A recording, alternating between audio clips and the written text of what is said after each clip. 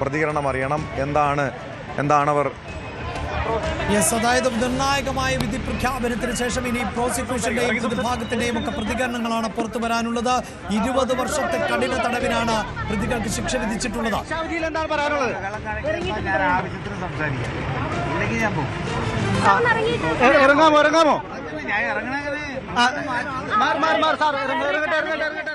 അതായത് പ്രോസിക്യൂഷന്റെ പ്രതികരണം നമുക്ക് അല്പസമയത്തിനകം അറിയാൻ സാധിക്കും. 20 വർഷത്തെ കഠിന തടവ് എന്നതാണ് പ്രതികൾക്ക് ശിക്ഷയായി വിധിച്ചിട്ടുള്ളത്.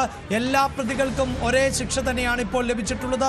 1 മുതൽ 6 വരെയുള്ള പ്രതികൾക്കാണ് 20 വർഷത്തെ കഠിന തടവ് എന്നത്. പ്രോസിക്യൂഷൻ പ്രതികരണത്തിലേക്ക്.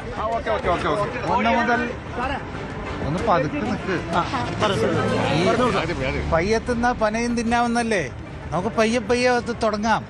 ഇത് ഇന്നത്തെ ശിക്ഷ A1 മുതൽ A6 വരെയുള്ള 1 മുതൽ 6 വരെയുള്ള പ്രതികൾക്ക് 20 വർഷം കഠിന തടവ്, 2 കഠിന തടവ്, അതായത് 120B-ക്കും 376D-ക്കും 366-ന് 10 വർഷം കഠിന തടവും കൂടാതെ ഫൈനുമുണ്ട്.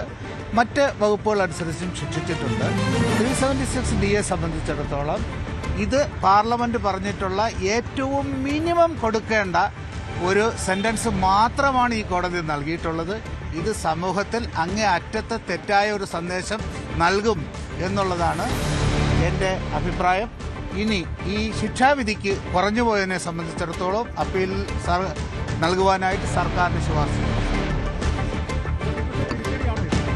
തിരിച്ചടിയില്ല, ശിക്ഷ വിധിക്കേണ്ടത് പ്രോസിക്യൂഷന് ഒരു തിരിച്ചടിയില്ല. ശിക്ഷ വിധിക്കേണ്ടത് തെളിവുകൾ ഉള്ളതുകൊണ്ടാണല്ലോ അവരെ ശിക്ഷിച്ചത്.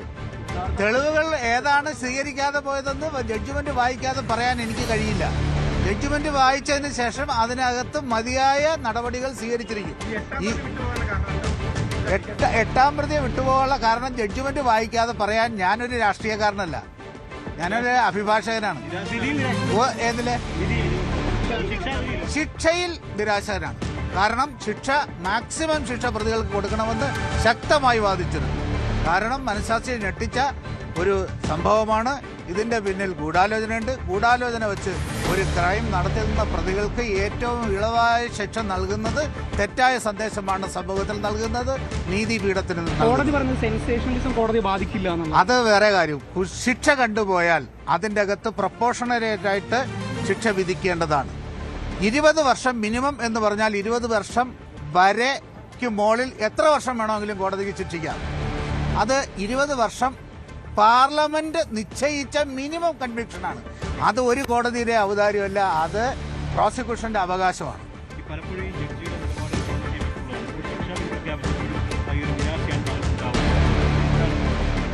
എനിക്ക് ഈ കേസിനെ സംബന്ധിച്ചിടത്തോളം യാതൊരുവിധ നിരാശയുമില്ല. ഈ പാസ്പോർട്ട് കിട്ടുന്നതിന് വേണ്ടിയാണ് ഞാൻ കഴിഞ്ഞ 3.5 വർഷം ഈ കോടതിക്ക് അകത്ത് വെന്ത് നീറിയത്. ഞങ്ങൾ അനുഭവിച്ചിട്ടുള്ള പ്രയാസങ്ങളെല്ലാം പിന്നീട് വേണ്ട സ്ഥലങ്ങളിൽ വേണ്ട വിധത്തിൽ അവതരിപ്പിക്കും, അതിനുള്ള പരിഹാരങ്ങൾ നേടും. തീർച്ചയായിട്ടും നീതി കിട്ടിയില്ല എന്നുള്ളതല്ല, പരിപൂർണ നീതി കിട്ടിയില്ല. പ്രോസിക്യൂഷന്റെ പ്രതികരണം പുറത്തു വരുമ്പോൾ 376D വകുപ്പ് പ്രകാരമുള്ള പരമാവധി ശിക്ഷ നൽകാൻ കോടതി തയ്യാറായിട്ടില്ല. ആ ശിക്ഷ കുറഞ്ഞുപോയി എന്നുള്ളതാണ്. ഇന്ത്യൻ പാർലമെന്റ് പാസാക്കിയിട്ടുള്ള 376D വകുപ്പ് പ്രകാരം ഏറ്റവും കുറഞ്ഞ ശിക്ഷ എന്നതാണ്